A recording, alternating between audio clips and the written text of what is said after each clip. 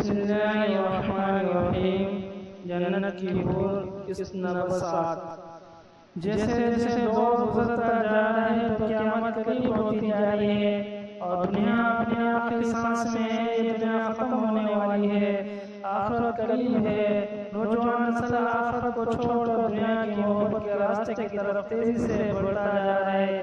ایسے دور میں نوجوان نسل کو آخرت کی طرف لے جانا بہت مشکل ہے، لیکن اللہ سے دعا ہے انشاءاللہ اس کتاب کو پڑھ کر نوجوان نسل آخرت کی طرف لوٹ آئے، کیونکہ آخرت ہمیشہ رہنے کی جگہ ہے جہاں اللہ نے ہر مسلمان کے لیے جنت کی حور پیدا کر کے رکھی ہے۔ تو نوجوان نسل دنیا کی محبت کو چھوڑ کر حور کی محبت کی طرف لوٹ پڑے۔ اس کتاب میں حور کی محبت کا انداز پیش کیا جائے گا، وہ کس سے محبت کرتی ہے اور اس کی محبت کیسی ہے۔ بس اس کتاب کا لکھنا نوجوان نسل کو حور کی محبت سے روبرو دلانا ہے، تاکہ وہ دنیا کی محبت کو چھوڑ کر اس محبت کے پیچھے لگے جو ہمیشہ محبت رہنے والی ہے، جس میں وفا ہے، بے وفائی نہیں، اور ایسی محبت کرنے والی جس کو کبھی آپ بھول نہیں سکتے اور وہ کبھی آپ سے جدا نہیں ہو سکتی۔ حور کی محبت وہ حور جو تیری دیوانی